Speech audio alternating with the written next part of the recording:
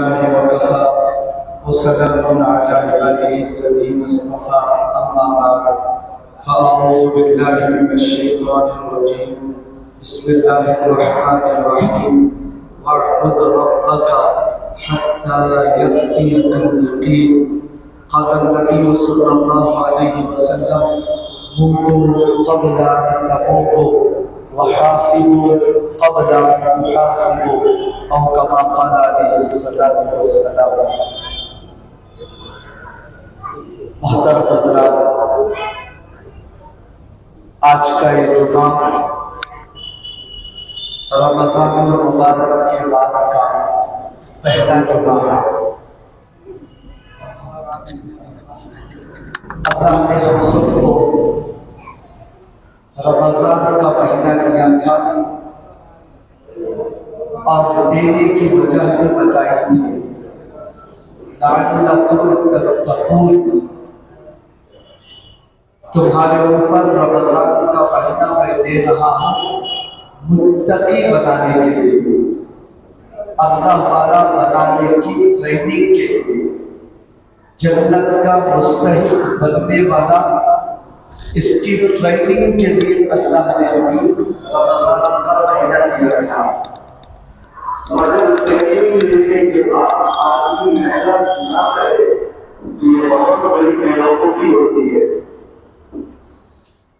مثال کے طور پر ہم لوگ گھر بناتے ہیں، بہترین نیا گھر بناتے ہیں، چند سالوں کے بعد کیا ہو جاتا ہے؟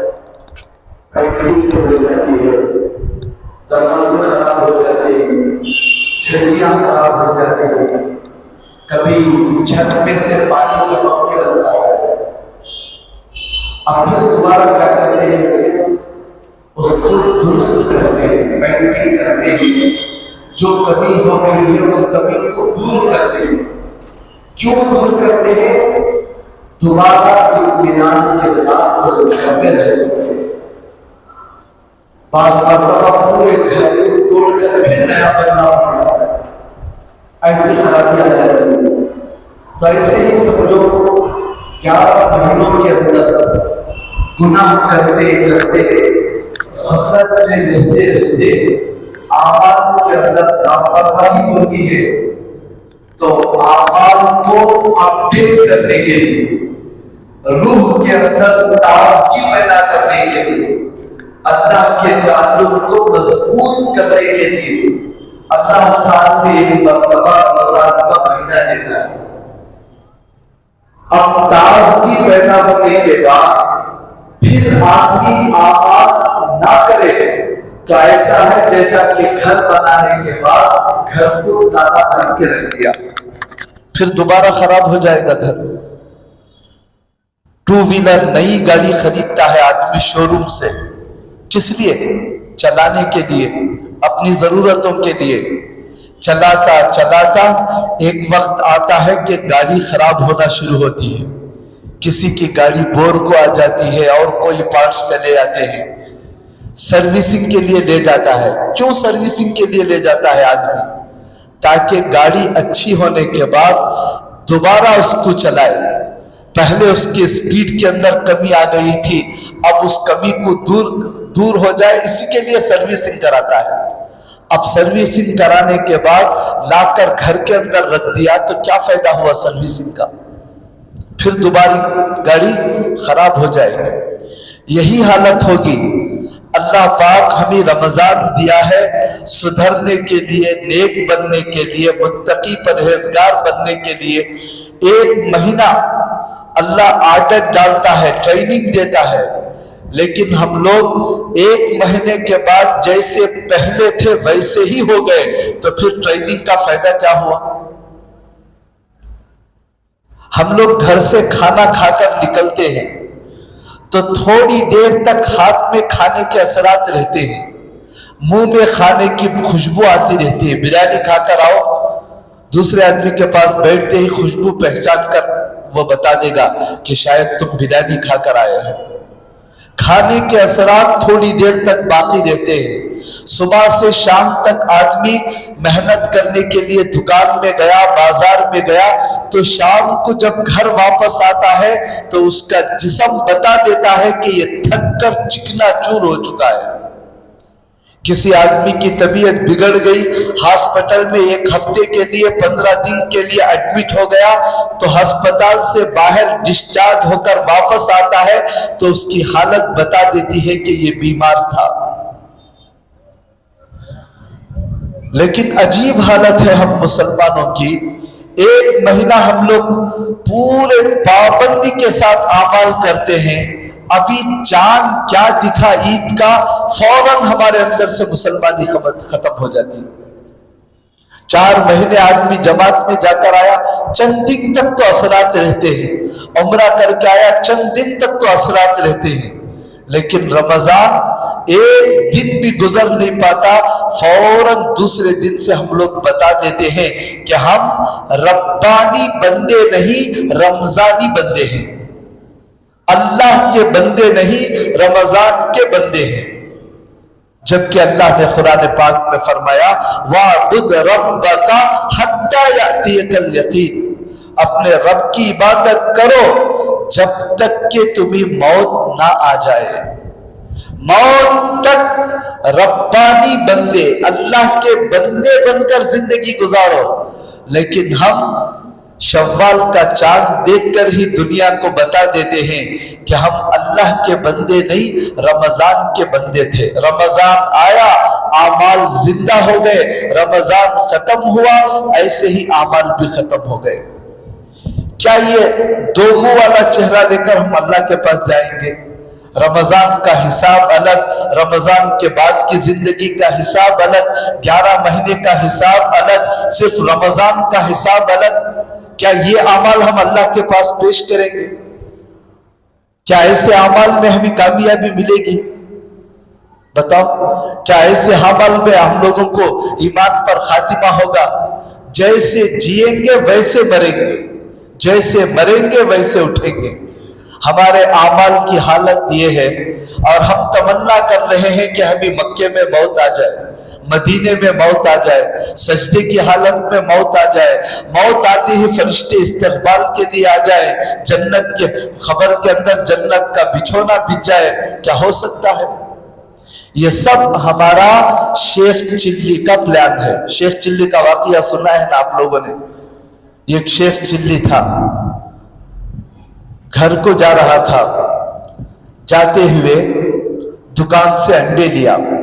بعض لوگوں کو عادت رہتی ہے چاکے بغیر اترتا نہیں ہے, کچھ نہ کچھ چاٹنے کے لیے ہونا, بڑے ہونا, نہیں کہ تو آملیٹ ہونا. اب یہ بیچارہ آملیٹ کے لیے انڈے لیا, سب گھر میں ہیں بول کر پورا ایک ٹرائی لے کر سر کے اوپر رکھ کر جا رہا ہے گھر کو. جاتے جاتے پلان کر رہا. کیا پلان؟ یہ انڈیا کو مرغی کے نیچے رکھے, 12 انڈیا سے 12 بچے نکلتے, وہ مرغی ذرا بڑے ہو کو انڈے دیتی, پھر 12 سے ایک ایک مرغی 8-10 انڈے دی, تو پھر کتنے مرغیاں ہوتے, پھر ان کے انڈے لے کر پھر مرغیاں بنانا. ایسا کرتے کرتے کرتے بڑا مرغی کا فارم ہو جاتا. مرغی کا فارم بیچ کو بکریاں کا فارم لینا, بکریاں کا فارم بیچ کو گایاں کا لینا. ایسا ہے نا میں بہت بڑا کروڑپتی بن جاتا ہوں, بادشاہ کی بیٹی سے شادی ہو جاتی, اور میرا بڑا محل رہتا, بچے رہتے, بچے آ کو مجھے ستاتے, پیسے پوچھتے, تو بچہ کو ذرا اللہ تو میرے کو ہاتھ ہٹایا نا, پورے کے پورے 12 انڈے بھی نیچے گر گئے.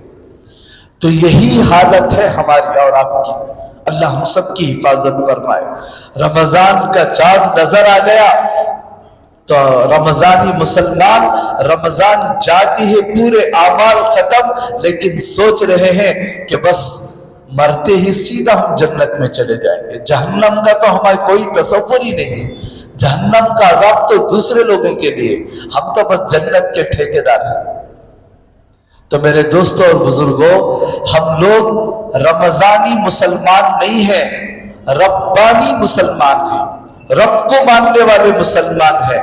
رمضان آیا چلا گیا, تو رمضان جاتے ہوئے چند پیغامات دے کر گیا ہے, چند پیغامات دے کر گیا ہے.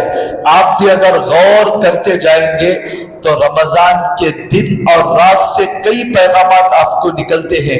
ہم نے غور کر کے چند پیغامات میں نے نوٹ کیے ہیں اور وہی آپ کے سامنے میں بتا رہا ہوں. اللہ کرے ہم سب کو یہ باتیں سمجھ میں آ جائے.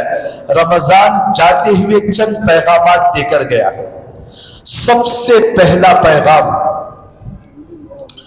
رمضان کے 3 اشرے ہیں. کتنے اشرے؟ 3 اشرے. ایک پہلا 10 دن کو رحمت کا اشرہ کہتے ہیں، دوسرے 10 دن کو مغفرت کا اشرہ کہتے ہیں، تیسرے 10 دن کو آگ سے آزادی کا اشرہ بھی کہتے ہیں. تو رمضان جاتے ہوئے ہر مسلمان مرد عورت کو یہ پیغام دے کر گیا کہ اے انسانوں، تمہارے بھی 3 اشرے ہیں.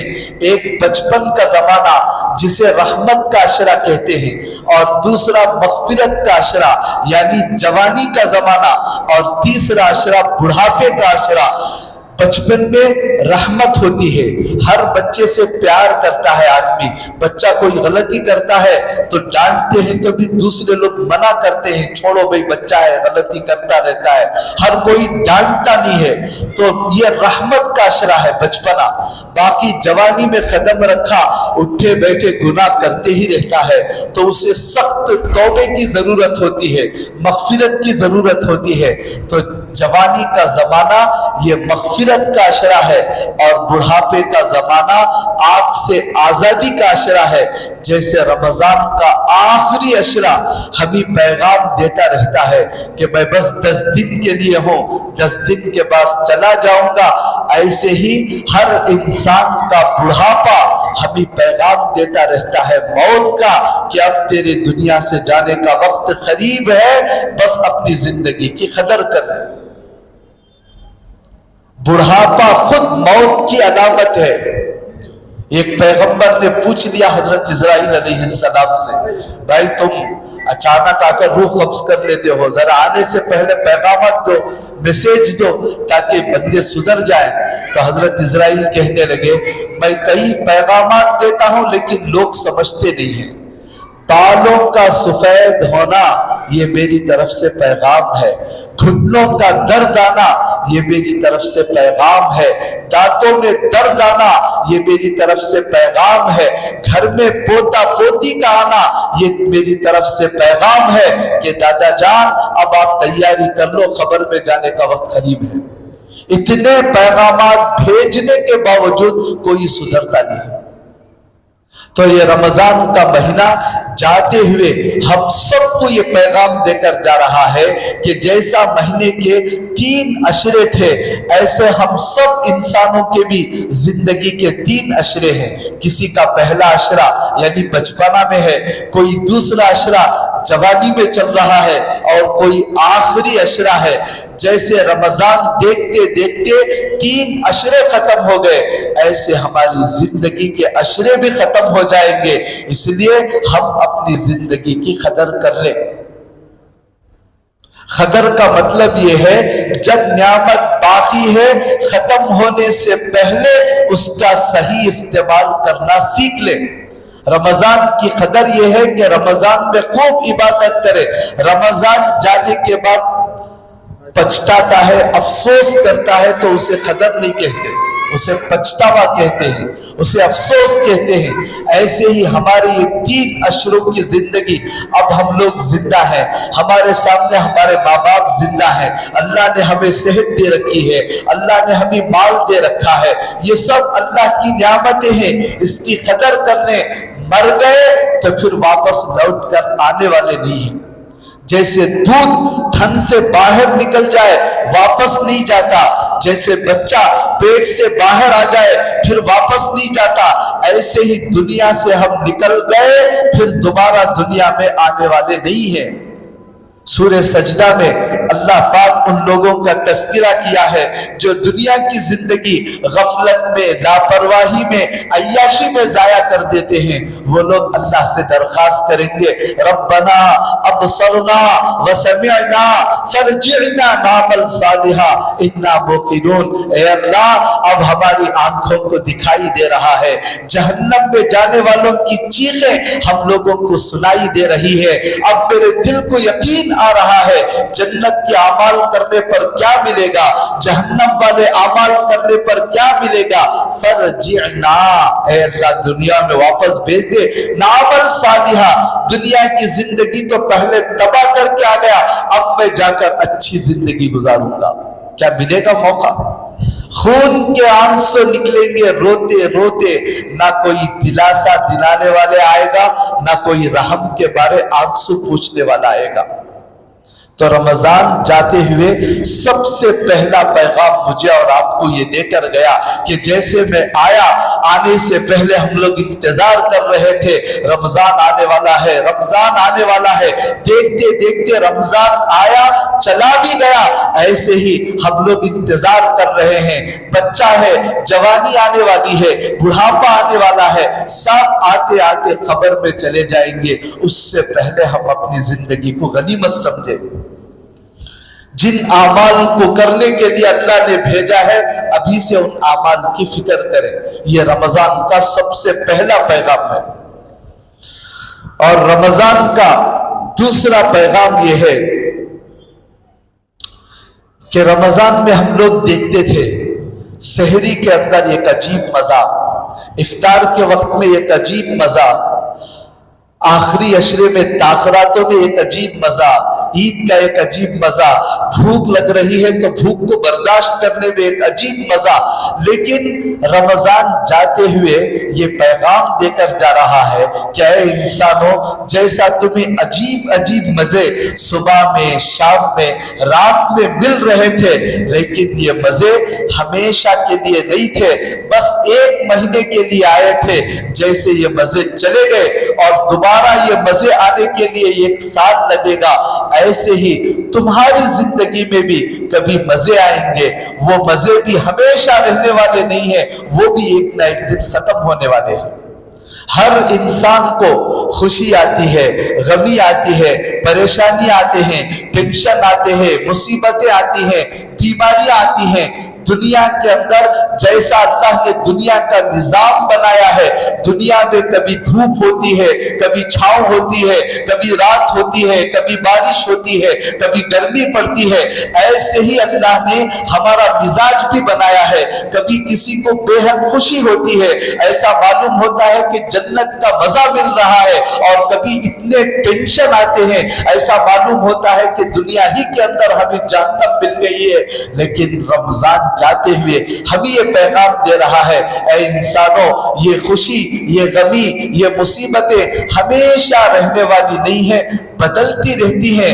اس لیے جب خوشی آئے تو اس کے اندر اترا کر اپنا اپن بڑائی کے ذریعے ایسے کام مت کرو کہ وہ خوشی جانے کے بعد تم کو رونا پڑے، اور غمی کے وقت میں، ٹینشنوں کے وقت میں ایسے مایوسی کے کلمات مت نکالو کہ وہ مایوسی چلے جانے کے بعد وہ کلمات ایسے ہی ہمارے نامہ اعمال میں باقی رہے۔ تو رمضان ہمیں دوسرا یہ پیغام دے رہا ہے، خوشی کے اندر اترانا نہیں ہے، غم کے اندر مایوس ہونا نہیں ہے۔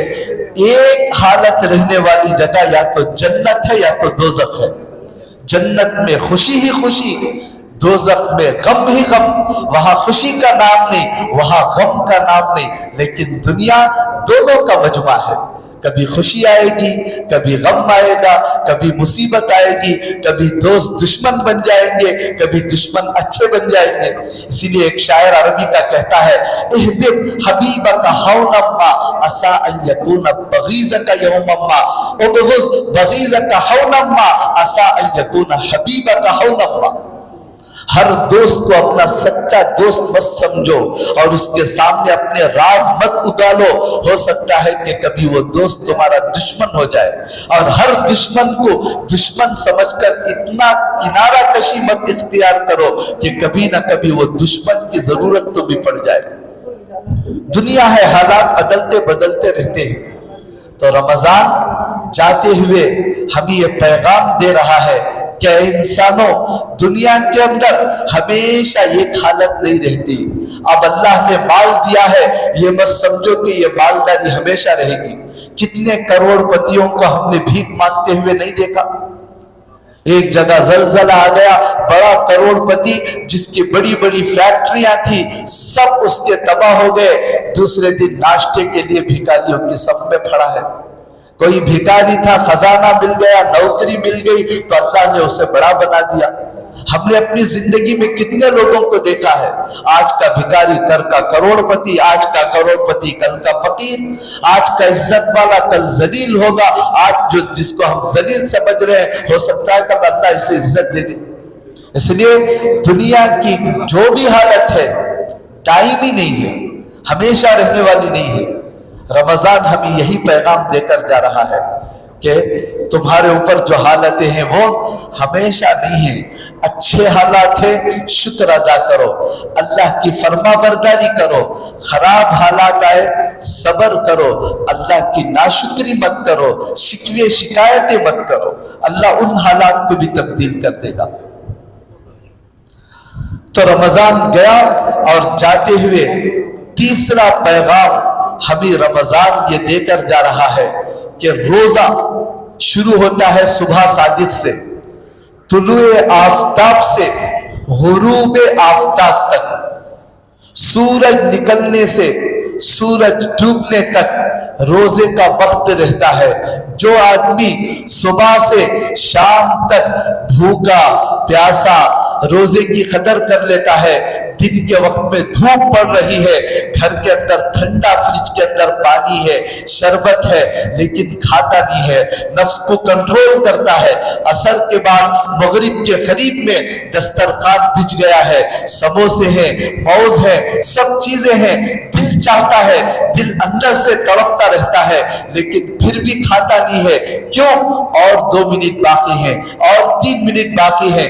जब कंट्रोल करता है, उसके बाद जैसे ही वक्त होगा, उसको जो मजा मिलता है वो खाने वाले आदमी को नहीं मिलता।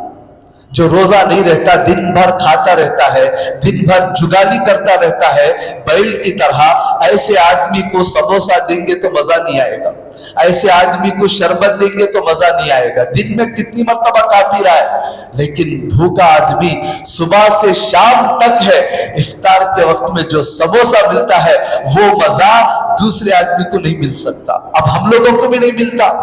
अब हम लोग जाकर समोसे लेकर खाने के लिए दिल मांगता है, नहीं मांगता, लेकिन रमजान में असर होती है, कहां समोसे मिलते तलाश करने के लिए निकल जाते, फुला जगह अच्छा मिलता है, ये मिलता है, लेकिन अब खाने को दिन नहीं मिलता। क्यों? उसने अल्लाह के लिए सुबह से लेकर शाम तक जो कुर्बानी दी, तो उसके वक्त जो खुशी होती है वो खुशी कभी भी नहीं मिलती। तो ये रोजा हम लोगों को पैगाम दे रहा है, ऐ बंदो, तुम्हारा भी रोजा शुरू हो रहा है। बालिग होने के बाद से मौत तक इस जिंदगी के अंदर अल्लाह के अहकामात की फर्मा बरदारी करते हुए, जैसे रोजे में सख्त भूख लगती तो भी भूख को कंट्रोल करता था, ऐसे ही अपनी जवानी जब शुरू हो रही है 15 साल, उस वक्त से लेकर 60 साल की जिंदगी है, तो 60 साल तक हमारा रोजा है गुनाहों से बचने का, हमारा रोजा है अल्लाह की नाफरमानी से बचने का, हमारा रोजा है नबी के तरीकों पर चलने का।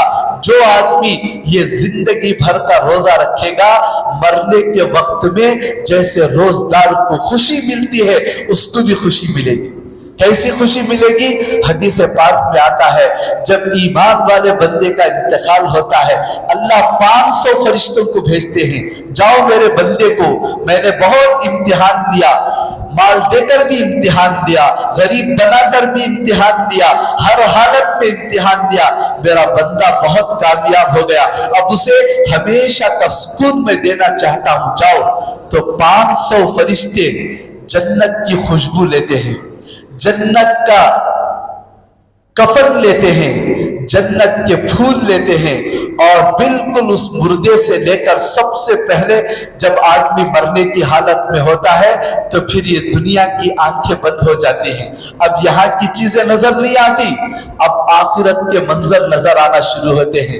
فرشتے جب جنت سے وہ چیزیں لے کر آتے ہیں تو اسے دکھائی دیتا رہتا ہے، اور وہ فرشتے آ کر جیسے چھوٹے بچوں کو بہلاتے ہیں، جب بچہ روتا ہے لے لے بیٹے چاکلیٹ لے لو، آئس کریم لے لو، جیسے بہلاتے ہیں فرشتے جو ہے ہاتھوں میں اسکرین کی طرح دکھاتے ہیں، اے اللہ کے ولی دیکھ تیری جنت میں حوریں کس طرح ہیں، اور وہ حوریں اچھل کر کودتی رہتی ہے اس کو دیکھ کر، اور اس منظر کو دیکھتا ہے تو دوسرا فرشتہ دکھاتا ہے، اے اللہ کے دوست دیکھ تیری جنت میں نہریں کس طرح بہ رہی ہیں، تیسرا فرشتہ دکھاتا ہے، اے اللہ کے دوست دیکھ جنت کے باغات دیکھ، وہاں کا منظر دیکھ، وہاں کے گھر دیکھ، وہاں کے محلات دیکھ۔ وہ منظر دیکھ کر یہ بندہ تڑپتا ہے، ایسا تڑپتا ہے جیسے پنجرے کے اندر کسی پرندے کو قید کر دیا جائے تو پنجرے سے نکلنے کے لیے جیسے پرندہ تڑپتا ہے، ایمان والا بندہ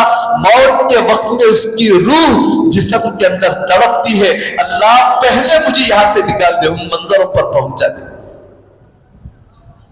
تو رمضان جاتے ہوئے تیسرا ہمیں یہ پیغام دے کر جاتا ہے کہ تمہارا روزہ بھی بالغ ہونے کے بعد شروع ہو چکا ہے، موت تک احکامات کی پابندی رہو، موت کے جیسے افطار کے وقت میں خوشی ہوتی ہے موت کے وقت میں خوشی ملے گی، ورنہ جو بے ایمان ہے اس کا بالکل الٹا، ایمان والے کے لیے تو اتنا استقبال، اور جب روح نکلتی ہے گھر والے کفن لپٹنے سے پہلے فرشتے جنت کا کفن لپٹ دیتے ہیں، یہ عطر ڈالنے سے پہلے جنت کا عطر ڈال دیتے ہیں، اور جب اس کی روح نکلتی ہے تو جس جگہ مسجد میں بیٹھ کر عبادت کرتا تھا وہ جگہ بھی روتی ہے، یہاں تک کہ گلی میں پھرنے والے جانوروں کو بھی رونا آتا ہے، کتنا اللہ کا بندہ تھا اس کی روح آج چلے جا رہی ہے، لیکن جو فاسق فاجر اللہ کا نافرمان بندہ ہے اس کی روح نکالنے کے لیے 500 فرشتے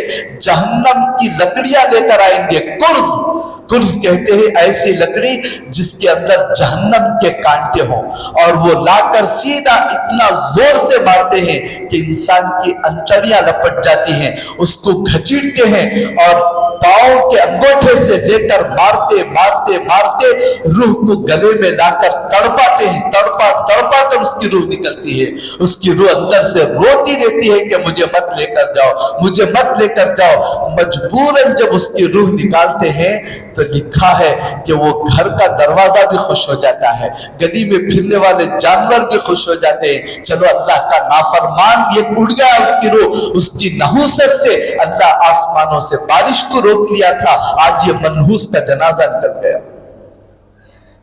ہم لوگوں کو ایسے منحوس نہیں بننا ہے، رمضان جاتے ہوئے یہی سبق دے کر گیا کہ اپنی زندگی کو ایسا بناؤ کہ جب موت کا وقت آئے تو اس کی جگہ کو بھی رشک ہو، جانوروں کو بھی روتا ہوا، جیسے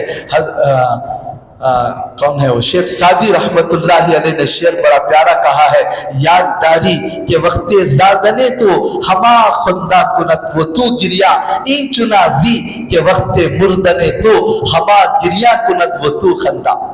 کہتے ہیں اے انسان جب بچہ پیدا ہوتا ہے تو روتے ہوئے باہر آتا ہے، لیکن سارے گھر میں خوشیاں چھا جاتی ہیں، باپ مٹھائی بانٹتا ہے، خاندان والے خوش ہو جاتے ہیں کہ ہمارے گھر میں بیٹا پیدا ہو گیا۔ کہتے ہیں خوشی یہ نہیں ہے، اصل خوشی یہ ہے کہ جب تیرے مرنے کا وقت آئے تو ہنستا ہوا چلا جا، تیری ہنسی کو دیکھ کر ساری دنیا روتی پڑی ہے، کتنا نیک انسان تھا چلا گیا۔ تو یہ رمضان جاتے ہوئے ہمیں یہ پیغام دے رہا ہے، بالغ ہونے کے بعد سے زندگی شروع ہو گئی ہے، موت تک افطار تک ایسے زندگی بناؤ کہ سب کو رشک آ جائے۔ تو یہ تیسرا پیغام ہے، اور رمضان کا چوتھا پیغام یہ ہے، ہم لوگ رمضان میں بھوکے تھے، لیکن آپ نے کسی کو سنا کہ میں روزے سے ہوں، میں روزے سے ہوں، بولتا پھرا ہے کوئی؟ کسی کو نہیں پتا، کیونکہ سب روزے تھے. روزہ تھا کس کے لیے؟ اللہ کے لیے. میں اللہ کے لیے روزہ ہوں، اللہ مجھے دیکھ رہا ہے، اب اس کے اظہار کی ضرورت نہیں ہے.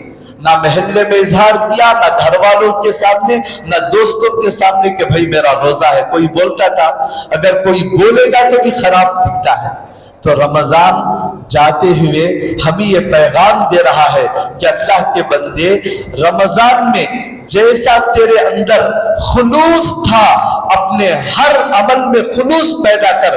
میرا ہر عمل اللہ کے لیے ہے، کسی کو دکھانے کے لیے نہیں. میرا روزہ، میری نماز، قل ان صلاتی و نسکی و محیایا و مماتی للہ رب العالمین.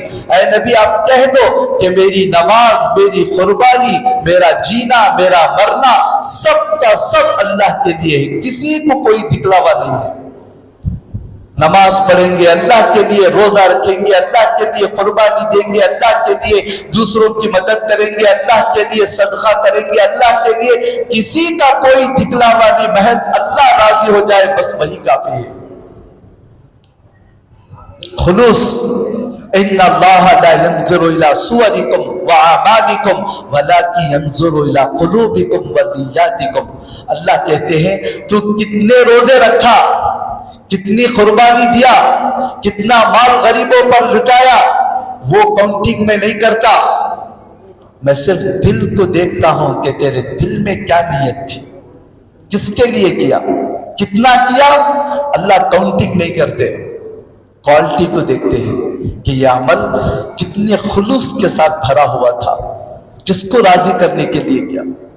اگر اللہ کے لیے بے حد ملے گا، اگر دکھلا کے لیے کچھ نہیں ملے گا. مسلمہ بن عبد الملک ایک بادشاہ گزرے ہیں، مسلمانوں کے بڑے نیک بادشاہ. ان کے زمانے میں ایک جگہ جنگ ہوئی، جو دو دشمن تھے وہ ایک قلعے کے اندر بند ہو گئے. پورا قلعہ اطراف سے بند ہے، کئی دن ہو گئے، جانے کا کوئی راستہ نہیں. وہ باہر نہیں آ رہے اور ان کو اندر جانے کے لیے دروازہ نہیں کھل رہا. صرف ایک جگہ تھی، قلعے کے اندر سے جو پانی آتا ہے، سوراخ جو لگی ہوئی تھی، پہلے بڑے بڑے سوراخ تھے، وہ ایک سوراخ تھی. میٹنگ ہوئی، اس سوراخ کے اندر سے جا کر اندر نکل کے سب دروازہ کھولتے، بس اس کے بعد ہماری فوج داخل ہوگی، قلعے کو فتح کر لے گی. لیکن جائے گا کون قلعے کے اندر؟ بڑا مسئلہ تھا. بادشاہ بھی اعلان کیا ہے کوئی مجاہد جو یہ کام کرے. تو ایک نوجوان آیا، چہرے کو نقاب پوش، چہرہ بند تھا، صرف آنکھیں کھلی تھی. فوراً اجازت لیا کہ میں جاؤں گا، جا کر فوراً گھس گیا اور گھس کر اندر جا کر دروازہ کھول دیا. اور یہ مسلمانوں کی فوج اندر داخل ہوئی، قلعہ فتح ہو گیا. اب فتح ہونے کے بعد بادشاہ نے اعلان کیا کہ بھائی وہ نوجوان جو گیا تھا وہ قوم ہے، سامنے آئے. لیکن کوئی آنے کے لیے تیار نہیں، بار بار اعلان ہو رہا. اب بادشاہ نے کمانڈر جو تھا اس کو حکم دیا کہ کسی طرح اس نوجوان کو لے کر آؤ، ہمیں بہت بڑا انعام دینا چاہتے. کتنا بڑا کارنامہ، موت کو اپنی ہتھیلی میں لے کر جا کر آیا، تو اسے تو انعام دینا چاہیے. کون ہے نوجوان؟ بلاؤ. بار بار اعلان ہو رہا، بار بار دھمکی بھی مل رہی، لیکن کوئی آنے کے لیے تیار نہیں. رات ہو گئی. رات کے وقت میں ایک نوجوان آیا اور وہ بھی چہرہ چھپا کر آیا اور آ کر کہنے لگا کہ جو نوجوان گیا تھا میں اسے پہچانتا ہوں، لیکن اس کے 3 کنڈیشن ہیں. ان 3 کنڈیشن کے پاس وہ بادشاہ کے پاس آیا. کہا کہ ٹھیک ہے، کیا کنڈیشن ہے؟ سب سے پہلا کنڈیشن یہ ہے کہ اس کا نام نہ پوچھا جائے، اس کے قبیلے کا نام نہ پوچھا جائے. اور دوسرا کنڈیشن یہ ہے کہ لوگوں کے سامنے بلا کر اس کو انعام نہ دیا جائے. اور تیسرا کنڈیشن یہ ہے کہ بادشاہ کے سامنے بھی اس کا تذکرہ نہ کیا جائے. اب یہ پریشان، پھر بھی کمانڈر نے کہا کہ ٹھیک ہے، مجھے یہ کنڈیشن منظور ہے، آخر ہے کون وہ؟ تو وہ کہنے لگا وہ نوجوان میں ہی ہوں. یہ کہہ کر پھر چلا گیا. جب بادشاہ کو بتایا گیا، مسلمہ بن عبد الملک اتنے خوش ہوئے، لکھا ہے کہ زندگی بھر فرض نماز کے بعد ہاتھ اٹھا کر دعا کرتے، اللہ میں کچھ بھی نہیں چاہتا، بس ایک تمنا ہے کہ جب مجھے قیامت کے دن اٹھائے تو وہ نقاب پوش نوجوان کے ساتھ میرا حشر کر دے۔ بس کتنا خلوص تھا ان لوگوں کے اندر۔ رمضان جاتے ہوئے اسی خلوص کو دے کر جا رہا ہے، اپنے ہر عمل کے اندر خلوص پیدا کرو، خلوص مخلصین کے لیے نجات ہے۔ مخلصین اندھیروں کے اندر چراغ ہیں، ریاکار دن کے اجالے میں بھی امت کا بیڑا غرق کرنے والے ہیں۔ اللہ کو خلوص پسند ہے، جو بھی کام کیا جائے بس اللہ کے لیے کیا جائے۔ تو رمضان کا چوتھا پیغام یہ ہے کہ ہم اپنے ہر عمل کے اندر خلوص کو پیدا کریں، اور رمضان کا پانچواں پیغام یہ ہے کہ ہم جیسے قرآن مجید کو پڑھتے تھے، پوچھ کر دیکھیں، کسی نے اطلاع دی رمضان میں 17 قرآن انہوں نے پڑھے ہیں۔ کتنے؟ 17۔ ایک عورت 17 قرآن پڑھی ہے۔ کسی کے بارے میں پتہ چلا 10 قرآن پڑھے ہیں، 9 قرآن پڑھے ہیں۔ کتنا قرآن مجید کی تلاوت۔ کسی نے کہا کہ میں نے 10 دن میں قرآن سن لی ہے، اب 15 دن میں جہاں ہو رہی وہاں جا رہا ہوں، اس کے بعد باقی مسجدوں میں جا کر قرآن سن گا۔ قرآن کا شوق، جذبہ، قرآن سننے کا محبت، جذبہ، ولولہ۔ تو یہ رمضان جاتے ہوئے بھی پیغام دے رہا ہے، صرف یہ قرآن رمضان کے لیے نہیں اترا، باقی 11 مہینوں میں بھی قرآن مجید کی تلاوت کا اہتمام کریں۔ کم سے کم ایک صفحہ پڑھیں، کم سے کم ایک رکوع پڑھیں، لیکن کچھ تو پڑھیں۔ ہمارا کوئی دن ایسا نہ گزرے جس دن ہماری نگاہ اللہ کے کلام پر نہ پڑی ہوئی۔ ہمارے نامہ اعمال میں کوئی دن ایسا نہ گزرے جس میں ہماری نگاہ اللہ کے قرآن پر نہ پڑی ہو۔ یہ کتاب اللہ نے ہدایت کے لیے اتاری ہے۔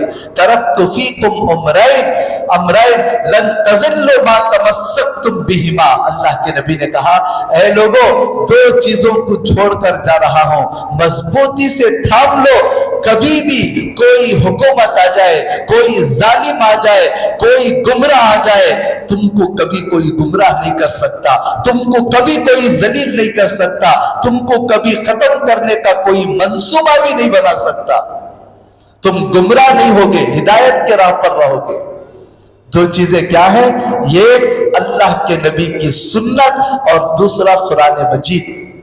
رمضان جاتے ہوئے ہمیں یہ پیغام دے رہا ہے، یہ قرآن صرف رمضان کے لیے نہیں اترا، باقی زندگی بھی رمضان میں قرآن کو پڑھنے کا اہتمام کریں۔ روزانہ پڑھنے نہیں آتا، سیکھنے کی کوشش کریں، جو سیکھ لیے ہیں تجوید کے ساتھ سیکھیں، قرآن پڑھیں، اور کم سے کم ایک آیت کو صحیح سمجھنے کی کوشش کریں۔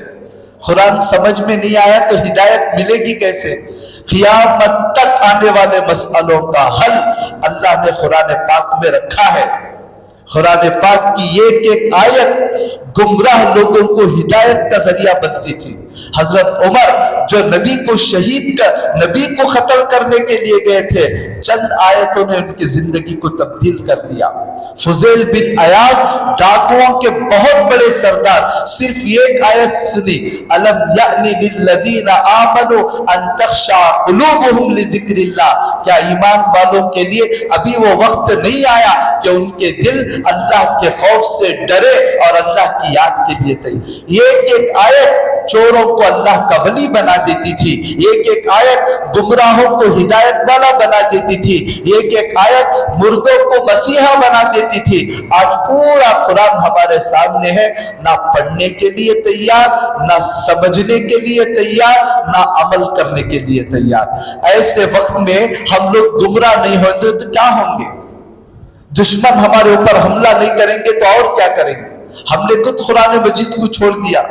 جو قرآن کو چھوڑتا ہے، ان اللہ یرفع بہذا الکتاب اقواما ویضع بہ آخرین، اللہ کے نبی فرماتے ہیں یہ کتاب ایسی ہے جو اس کو پڑھتا ہے، تلاوت کرتا ہے، عمل کرتا ہے، سمجھتا ہے، اللہ یہ کتاب کی وجہ سے ان کو اونچا مقام دیتے ہیں، اور جو اس کتاب کو پیٹ کے پیچھے ڈال دیتا ہے، نہ تلاوت کرتا ہے، نہ عمل کرتا ہے، نہ سمجھنے کی کوشش کرتا ہے، تو اللہ ان لوگوں کو ذلیل کر دیتے ہیں، رسوا کر دیتے ہیں۔ ہماری ذلت کی وجہ یہی ہے کہ ہم نے قرآن مجید کو چھوڑ دیا، سمجھتے ہیں کہ صرف بچے پڑھ لینا ہے۔ بچوں کے لیے قرآن نہیں اترا، ہم سب کے لیے اترا ہے۔ کتنی بڑی عمر ہو گئی لیکن اللہ کا کلام نہیں پڑھنے آتا۔ میرے بھائیوں، شرمانے کی ضرورت نہیں ہے، مایوسی کی ضرورت نہیں ہے۔ ہم لوگ پڑھاتے ہیں، ہم لوگ آپ سے عاجزانہ درخواست کرتے ہیں، آپ آئیں، ہم پڑھائیں گے، جیسا آئے گا ہم پڑھائیں گے آپ کو، کوئی مایوسی کی ضرورت نہیں ہے۔ لیکن مایوس نہ ہو، اللہ کے کلام کو سیکھیں، اللہ کے کلام کو سمجھنے کی کوشش کریں۔ یہاں پر ہر منگل عشاء کے بعد قرآن مجید کا درس ہوتا ہے، سمجھایا جاتا ہے کہ اللہ نے قرآن مجید میں کیا پیغام دیا ہے۔ آج کل ہر ایک کے فون میں ایپ ہے، آپ علماء سے پوچھیں، صحیح علماء کا نام بتائیں گے، ان کی تفسیریں موجود ہیں، کم از کم ان تفسیروں کو سننے کی تو کوشش کریں، کچھ نہ کچھ ہدایت ہمیں ملے گی۔ کب تک یہ غفلت والی زندگی ہم لوگ گزارتے رہیں گے؟ تو قرآن مجید کا یہ پیغام ہے کہ رمضان کا یہ پیغام ہے کہ قرآن مجید کو جیسا اہتمام کے ساتھ رمضان میں ہم لوگ پڑھتے تھے، باقی دنوں میں بھی پڑھنے کی کوشش کریں۔ اور بھی بہت سارے پیغامات ہیں، وقت زیادہ ہو رہا ہے، بس آخری بات بتا کر میں وقت ختم کر رہا ہوں کہ رمضان جو ہے ہمیں ایک بہت اہم پیغام دیا ہے۔ ہم میں سے کسی آدمی کی عادت 4 بجے اٹھ کر کھانا کھانے کی نہیں ہے، 7 بجے رات کا کھانا کھانے کی نہیں ہے، رات میں 11:30 بجے سونے کی نہیں ہے، صبح میں 3:30 بجے اٹھ کر کھانا پکانے کی عادت نہیں ہے۔ لیکن رمضان آتا ہے تو عورتیں سخت نیند کے اندر، بچے روتے رہتے ہیں، سب برداشت کر کے سحری پکاتے ہیں، اور ہماری آنکھ کھلتی نہیں ہے، پھر بھی ہم لوگ مجبوراً اٹھتے ہیں، نہیں اٹھے تو بھی گھر والے اٹھاتے ہیں، ڈانٹ رگڑتے ہیں، کھایا نہیں جایا تو بھی اس وقت کھاتے ہیں، عادت کے خلاف کام کرتے ہیں۔ تو رمضان یہ پیغام دیتا ہے، اے انسانوں، رمضان کے بعد بھی اپنی عادتیں تبدیل کرو۔ یہ 1 مہینہ اللہ نے عادت کو تبدیل کر کے ٹریننگ دی کہ رمضان کے بعد 11 مہینے بھی اپنی زندگی کو تبدیل کرو۔ لیکن ہم لوگ سمجھتے ہیں کیا کروں، مجھے گناہ کی عادت پڑ گئی ہے، مجھے فلم دیکھنے کی عادت پڑ گئی ہے، مجھے رات میں 12 بجے کھانے کی عادت پڑی ہے، مجھے نماز چھوڑنے کی عادت پڑی ہے، گٹکا کھانے کی عادت پڑی ہے۔ رمضان یہی ٹریننگ دیا کہ اپنی عادتوں کو بدلو۔ ہم لوگ 4 بجے اٹھ سکتے ہیں تو کیا 11 مہینوں میں فجر کی اذان کو نہیں اٹھ سکتے؟ تو ٹھیک ہے، 4 بجے مت اٹھو، 3:30 بجے مت اٹھو، 5 سوا 5 بجے اٹھ نہیں سکتے؟ 5:45 بجے نماز ہے، 5:30 بجے بھی اٹھ گئے تو آ کر نماز پڑھ لے سکتے ہیں۔ افطار کے وقت میں کھلا کر پورا مہینہ اللہ عادت ڈال رہا ہے، کھانے کا بہترین وقت یہی ہے۔ ہم نے تبدیل کر دیا، ناشتہ دن کے 11 بجے، دوپہر کا کھانا 5 بجے، رات کا کھانا 12 بجے، کھاتے ہی فوراً سونا، اور صبح کو اٹھیں گے 10 بجے۔ غیروں کی زندگی کو دیکھ لو، فجر کے بعد جا کر دیکھو MGM کے اندر کتنے لوگ واکنگ کرتے رہتے ہیں، 10% مسلمان وہاں پر نہیں رہیں گے۔ مسلمان کہاں ہیں؟ بستروں پر۔ غیروں کے بچے کہاں ہیں؟ پارکوں میں کراٹا سیکھ رہے ہیں، کوئی جم کو جا کر صحت بنا رہا ہے، اور مسلمان کا نوجوان رات کے 1 بجے تک فلم دیکھ کر سو رہا ہے، صبح 10 بجے تک۔ صحت برباد، جوانی برباد، تنہائی برباد۔ ایسے لوگوں سے اللہ کیا کام لے گا؟ ایسے سنگین حالات میں دشمن دسترخوان پر جیسا ٹوٹ پڑتے ہیں، ایسے مسلمانوں کے خلاف کھڑے ہوئے ہیں۔ اتنے حالات دیکھ کر بھی ہم لوگ سدھرنے کے لیے تیار نہیں، نہ اللہ کے سامنے سر جھکانے تیار، نہ قرآن پڑھنے تیار، نہ صحت بنانے تیار۔ جب صحت بگڑتی ہے، ڈاکٹر کہتا ہے کہ تجھے شوگر آ گئی ہے، اب تجھے واکنگ کرنا ہے، اس وقت 50 سال کے بعد گھر کے باہر نکلتے ہیں صبح کا ماحول دیکھنے کے لیے۔ اللہ کے نبی نے دعا مانگی ہے، اے اللہ میری امت کو صبح کے وقت میں برکت عطا فرما، امت کے اندر مسلمان بھی داخل ہے، کافر بھی داخل ہے، فاسق بھی داخل ہے، دشمن بھی داخل ہے، یہودی نصرانی سب امت کے اندر داخل ہیں، وہ لوگ صبح کے وقت میں دکان کھول رہے ہیں، اللہ ان کو برکت دے رہا ہے، اور مسلمان 11 بجے دکان کھول رہا ہے، کہاں سے برکت آئے گی؟ سب تباہی کلہاڑی لے کر ہم نے اپنے پیروں پر مار لی ہے، تباہی اور بربادی کے جتنے اسباب ہیں ہم خود نے اختیار کیا ہے۔ میرے دوستو، یہ رمضان ہمیں سدھارنے کے لیے آیا تھا، 1 مہینہ ٹریننگ دینے کے لیے آیا تھا، اب وہ ٹریننگ دے کر گیا کہ اے ایمان والو اپنی عادتوں کو تبدیل کرو، کھانے کے وقت کو تبدیل کرو، سونے کے وقت کو تبدیل کرو، اپنے اندر جو ہے کچھ طاقت پیدا کرو، قوت پیدا کرو، چلنے پھرنے کی طاقت پیدا کرو۔ 30 سال کا نوجوان پانی کی ایک بنگی نہیں اٹھا سکتا، کمزور ہو گئے، کمزوری آتی آگے۔ سوچو یہ 30 سال میں پانی کی ایک بنگی نہیں اٹھا سکتا، کیا وہ اپنے بچے کو ہاتھ میں ہاتھ اٹھا کر پرورش کرے گا؟ ہمارے بچے 10 بجے تک سو رہے ہیں، ہمت قوت کا نام نہیں ہے، جھنگور سے بھی ڈر رہے ہیں، چپلک سے بھی ڈر رہے ہیں، بزدلی آ گئی ہے۔ اللہ کو بزدلی پسند نہیں ہے، شجاعت پسند ہے، بہادری پسند ہے، موت کو اپنے ہتھیلی میں لے کر نکلنا پسند ہے۔ اسی لیے آپ حیات الصحابہ اٹھا کر دیکھو، ایک دشمن نے صحابہ کرام کی ایک جماعت گئی تو اس دشمن نے چائنا والے کو خط لکھا کہ دیکھو مسلمانوں کی جماعت ہم سے لڑنے کے لیے آ رہی ہے، تم اپنی فوج بھیجو۔ تو اس بادشاہ نے خط کا جواب دیا، میرے پاس اتنی فوج ہے، میرے ملک کا پہلا آدمی تمہارے پاس رہے گا، آخری آدمی میرے پاس رہے گا، اتنی فوج ہے میرے پاس، سب ہتھیار موجود ہیں، لیکن تم لوگ کہہ رہے ہو کہ جن سے مقابلہ ہے ان کے پاس کوئی ہتھیار نہیں ہے، تعداد میں وہ کم ہے اور تم زیادہ ہو، پھر بھی تم ڈر رہے ہو تو کچھ نہ کچھ گڑبڑ ہے۔ یہ بتاؤ جن لوگوں کے ساتھ تمہارا مقابلہ کیا ہے ان کے صفات مجھے بتاؤ۔ تو انہوں نے صحابہ کے صفات بتایا، تہجد میں اٹھ کر مسواک کرتے ہیں، امیر کے اتنے فرما بردار ہیں کہ اٹھ جاؤ تو اٹھ گئے، نکل جاؤ تو نکل جائے، کھا لو تو کھا لیے، سو جاؤ تو سو جائے، اور ان کی فوج کا ہر آدمی آخر میں کھڑنے والا یہ چاہتا ہے سب سے پہلے میں شہید ہو جاؤں، میرا بھائی بچ جائے، اور ہماری فوج کا آدمی پہلے کھڑنے والا بھی یہ سوچتا ہے میرا پیچھے رہنے والا مر جائے میں بچ جاؤں۔ یہ سب صفات سن کر اس نے کہا کہ ان صفات والوں سے ہتھیار لے جا کر لڑنے کے مقابلے میں زمین پر رہنے سے زمین کے نیچے دفن ہو جانا بہتر ہے۔ صرف صفات سنا تھا اس نے۔ اس بادشاہ نے کہا زمین پر کھڑے ہو کر لڑنے سے بھی زمین کے نیچے دفن ہو جانا بہتر ہے۔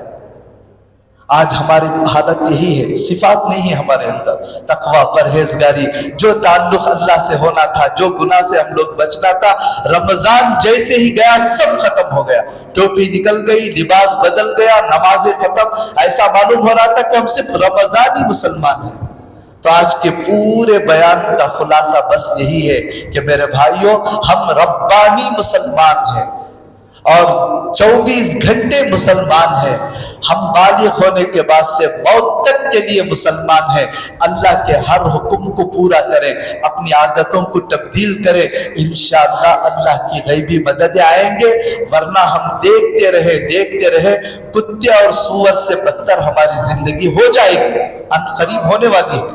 حالات بتا رہے ہیں اور یہ حالات بدلیں گے، ہم جب بدلیں گے تو حالات بدلیں گے، حکومت نہیں بدلتی۔ حدیث پاک کئی مرتبہ میں آپ کے سامنے سنا چکا ہوں، جب تمہارے اوپر ظالم بادشاہ مسلط ہو جائے، ظلم کرنا شروع کر دے، اس وقت تم ظالموں کو بددعا مت کرو، میرے پاس ہدایت مانگو، توبہ کرو، میں ظالم بادشاہوں کے دل کو نرم کروں گا۔